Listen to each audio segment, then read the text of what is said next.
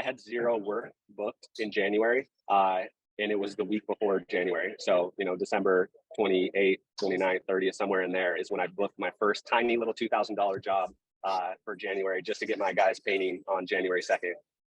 And then now we're in February. Looking back at January's numbers, it was my highest production month since I started my business.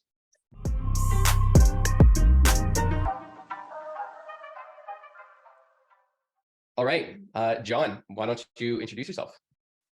Yeah, so I'm John Steigletter. I live in Grants Pass, Oregon, and I own Good Neighbor Painting, and we're on our third year of business.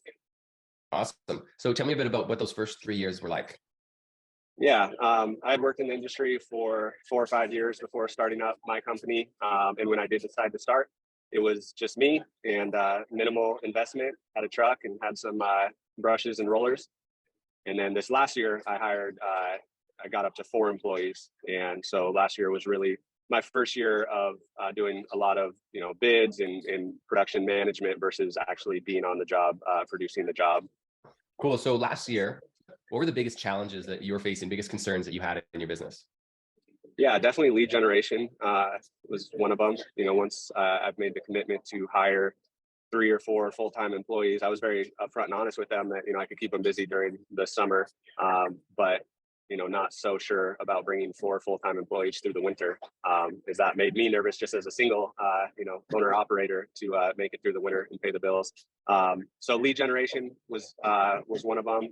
Using Angie's List too much and just needing to build a more organic source of leads. And then cash flow, making sure my bids are good with enough profit, and keeping the cash flow. Definitely once we got into winter, definitely in December, things got pretty tight cash wise, as I wasn't making a lot of sales for the upcoming months. We had enough work we were producing, but the lack of deposits and sales for the upcoming months definitely made things tight. So yeah, lead generation and cash flow. And now so what were your main sources of leads leading up to last year?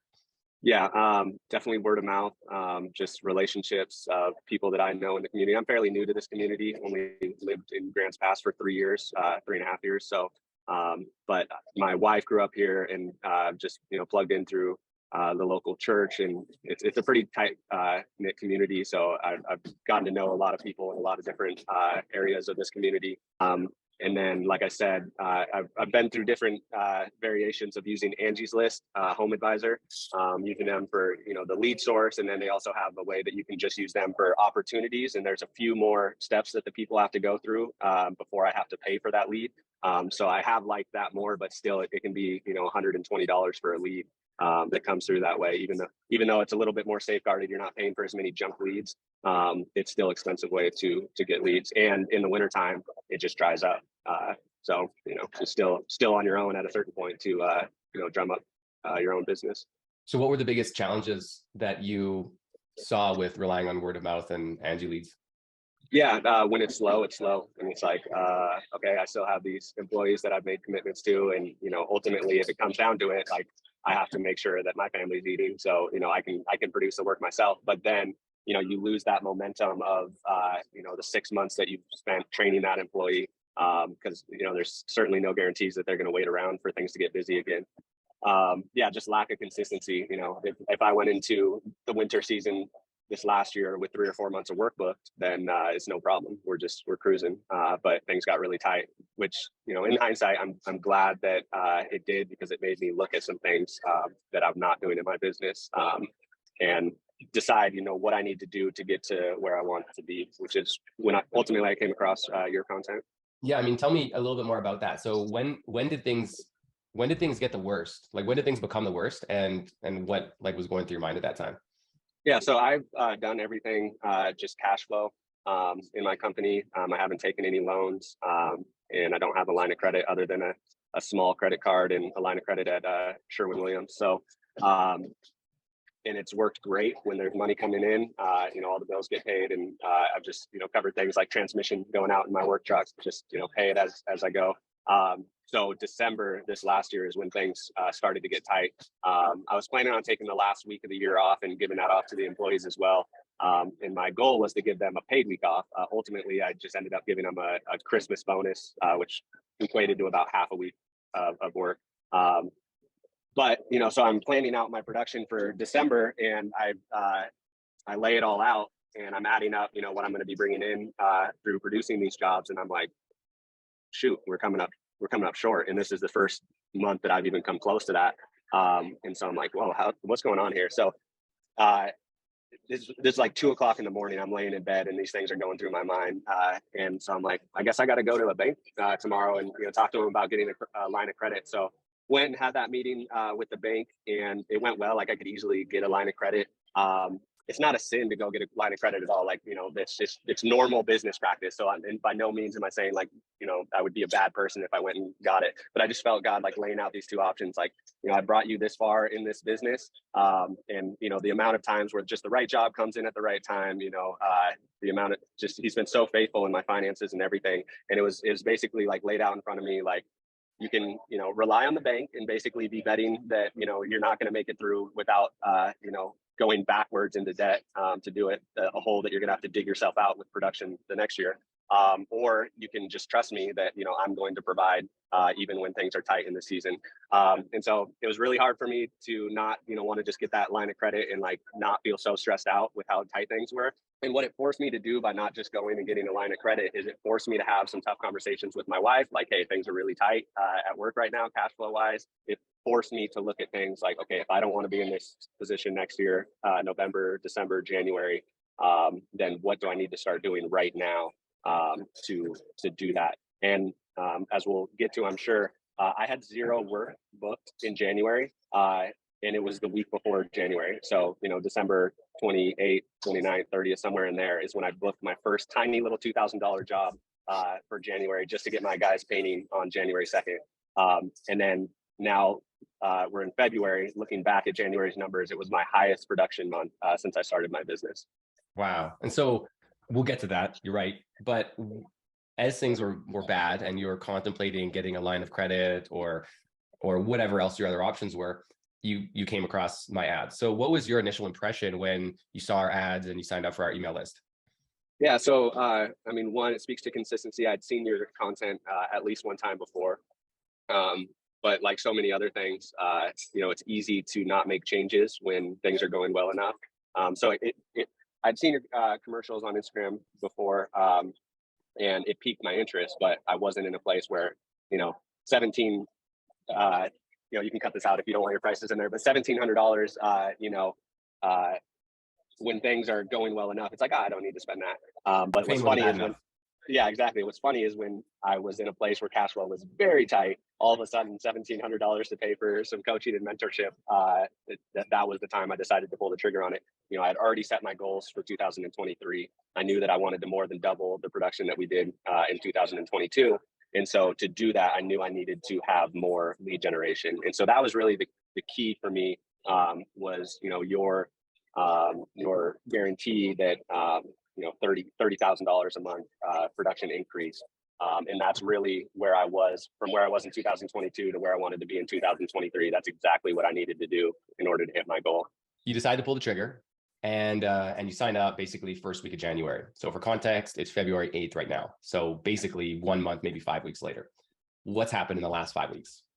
Yeah. So it's funny because I signed up, I think my first payment was December 29th. And so that was like, things were slow. I had some time to game plan. And so I dove right into the content. I'd say the biggest thing that being a part of this coaching program has done for me so far is it's broken down some of the boxes that I tend to move in or think in on ways things, need to get done, or the way things that I think, work best for my company. And it's forced me to look at those things and say, okay, is this really the best way that it could be done?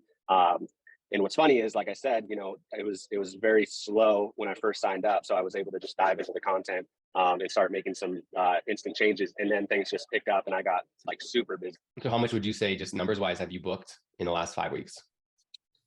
Well, there's 1 week I turned in over $100,000 in estimates. In the last 5 weeks, what I've actually booked, easily 60,000. Going from literally nothing to 60,000 in bookings? Yeah. Not too bad. I guess How do you feel now about the future prospects of your company compared to how you felt a month ago? Um, I've been feeling good about the trajectory of the company. And then when something like, the end of the year last year happens where things start to get tight, it's really easy for your kind of whole perspective to just shift and be like, oh man, like done all this work to get to this point, and feel like, we should be further along than this. We should have more, capital in the business, and it can be easy to get disheartened. I'm very optimistic of, what this year is going to bring. And then, what the infrastructure that I'm laying this year will allow me to do over the next, 3 to 5 years. But I am on an upward trajectory of growth that is very promising. Awesome. What would you say to someone who may be in a similar situation as you were, super tight on money, really concerned about investing in their business? They come across this video and Blueprint. Like, what would you say about taking the leap? Blueprint has been an awesome program to be a part of, so absolutely worth the investment. I'd say it's definitely worth investing in. If you plan on building a company that is bigger than you, that is going to stick around for more than 5 years, where most companies die within that time, it is absolutely worth the investment. Blueprint has been an awesome program to be a part of, so absolutely worth the investment. The biggest thing for me was just like, okay, so they're guaranteeing, that they can help me increase my revenue, by this amount that I need to increase it. And you also have your money back guarantee. So, if I go through this program and it's total junk, at least you have that guarantee that refund all the money that I've invested into it plus $1,000, for, as you said, wasting my time. And I can already say that I don't plan on asking for that refund. It's one of those things that, like, again, I didn't sign up when I first saw your content because I was, things were going well enough. I was busy enough. I had, work on the books and all that stuff. And, just thought, hey, we're having a pretty good year. But when it came down to, hey, things are tight and I can't replay the same type of year that I had last year if I want to have, hit my goals for 2023. And I know enough that coaching and mentorship is the key to kind of unlocking, like, we get as far as we can with our own thinking, with our own planning, with our own skill sets. And we need people that are further along that see a little bit of a higher vision to help us kind of unlock the box that we've built for ourselves and, get to a different level. And last question, how about for maybe a more established painting company that isn't quite, at that rock bottom experiencing that pain, but things are going pretty good for them? How do you feel Blueprint could help somebody like that out?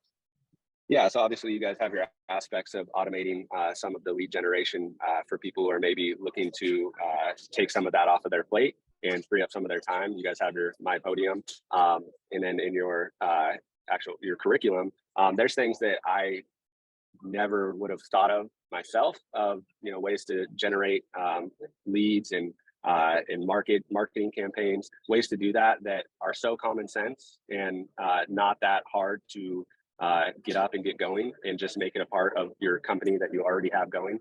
But I feel like a lot of people overlook some of these simple strategies that make a ton of money through selling jobs. And it's just money that's being left on the table by a lot of companies because everybody's so focused on, hey, let's do Facebook ads, Instagram ads, Google ads, whatever. But there's some real boots on the ground, just simple organic strategies that I think could benefit a company that is already doing well and just is still looking to grow. There's probably some money being left on the table. Well, thanks again, man. And I'm it's only been a month, so super stoked to see what you're going to be able to do. Not even in the next 2 months, but the next year is going to be incredible. Yeah, man. I'm looking forward to it, and looking forward to Friday starting to set up some of these systems. Awesome. Thanks again. Yeah, absolutely.